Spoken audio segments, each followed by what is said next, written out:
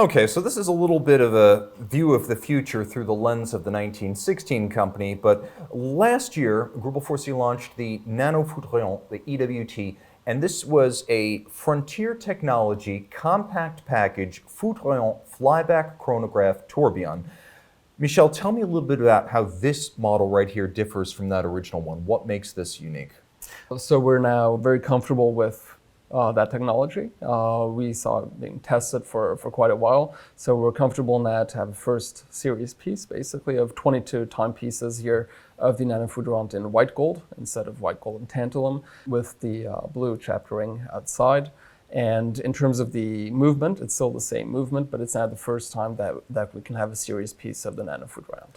Now, this is a fascinating watch on a lot of levels because the original one was 11 pieces. That's right.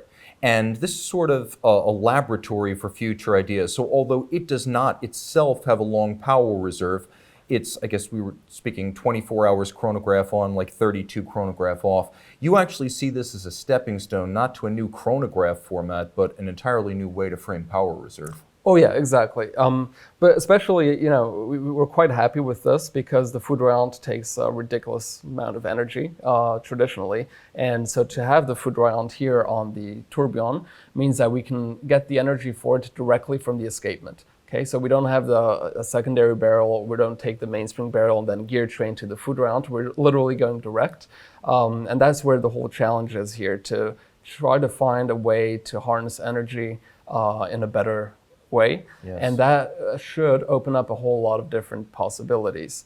So if you have less energy requirements, that means you can use less components for what you're trying to build, and you can have more complications in a smaller format. And again, because it does use the escapement and the primary drivetrain to drive the Foudroyante, you're not cutting down the power reserve. For example, the way typically you would retain amplitude in a chronograph while activating the stopwatch function is you'd have a separate train for the most power-intensive parts driven off the barrel.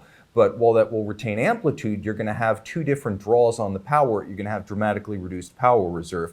And so this, by virtue of, I guess, micro-precision, how would you describe these? How are these made? I don't think these are cut by a CNC. What process is used to create these micro parts? I'm not going to tell you that. Of course, trade secrets. But by downsizing the parts involved, you can have the chronograph Foudroyante train on the primary train and not lose the power reserve or the amplitude. That's right. So, okay, 37.9 millimeters, a much smaller Greubel Forsey, but also on the reverse side, a much more open and visible Greubel Forsey. Tell me a little bit about how architecture pertains here, because you've always had the finish, but now I can really see the parts. That's right. I mean, we oftentimes have basically what you would expect to see on a movement side. We have it on the dial side, so we want to showcase that movement architecture. But here we thought it would be interesting because in terms of technology, this is really, for us at least, very cutting edge. And we wanted to have a bit of an ironic thing where the dial side is very, very simple and very pure and very clean. And so that gave us an opportunity to showcase the movement here on the movement side, as would be traditionally the case. A really exciting watch, and one for which I suppose you have to wait in line. Now, we never really talk about this, but in terms of the waiting list for a watch like this at Greubel Forsey, if I decided today I want one of these, approximately how long would it be before I could actually have it on my wrist? So generally it depends on the model. So the handmade 2 now, the next allocation is for 2028. But for us, that's something that we do try to avoid as much as possible. So that's why we are going to reinvest in trying to build that capacity in the handmade workshop.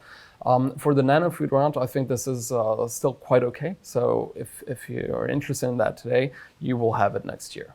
Outstanding. Well, again, you'll appreciate it more for the time invested. And then another question, I suppose, just because if someone is interested enough to make that phone call or send that email, what is the U.S. retail price for this, assuming tariff insanity doesn't strike again? Oh, I don't know the U.S. It's 465K Swiss francs before taxes. That's okay. Google is your friend.